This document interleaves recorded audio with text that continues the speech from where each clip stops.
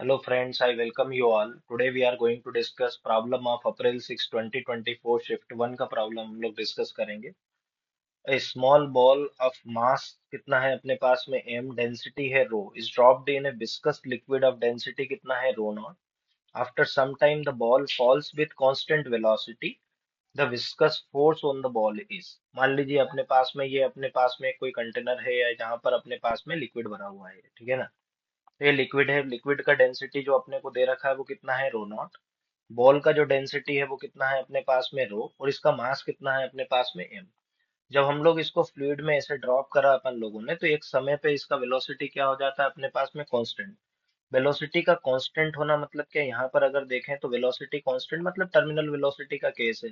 Velocity constant मतलब F acceleration is equal to कितना हो गया जीरो. एक्सेलरेशन जीरो होना मतलब क्या रिप्रेजेंट कर रहा है अपने पास में, क्या net force acting on this ball. Net force acting on this ball कितना हो जाएगा अपने पास में जीरो.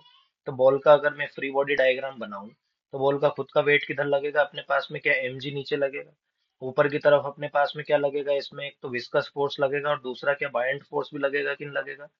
क्या लगेगा अपने पास में बायएंड फोर्स. तो बोल नेट फोर्स जीरो मतलब कितना, ऊपर लगने वाले फोर्स इज इक्वल टू कितना हो जाएगा नीचे लगने वाला फोर्स. तो ये कितना लिखूंगा मैं इसको, M G is equal to कितना हो जाएगा अपने पास में बायएंड फोर्स प्लस कितना हो जाएगा अपने पास में विस्कस फोर्स.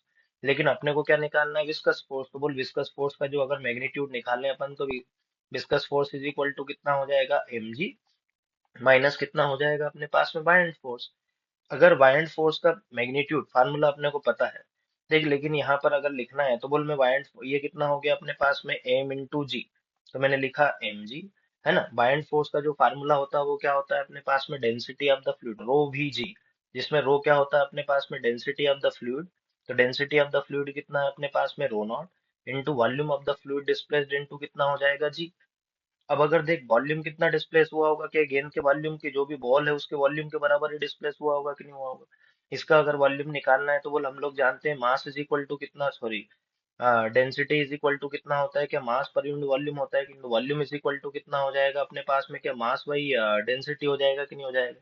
तो यहीं से अगर मैं लिखूं इसको, तो बोल viscous force is equal to कितना आ जाएगा अपने पास में एम जी माइनस ऑफ कितना हो जाएगा अपने पास में रो नॉट. वॉल्यूम की जगह पर क्या लिख सकता मैं, मास अपॉन में density of the material that is ball into कितना हो जाएगा जी.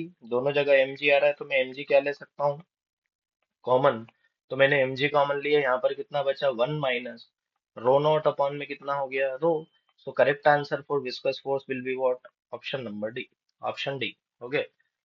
आई hope you got the concept. Thank you very much for your time.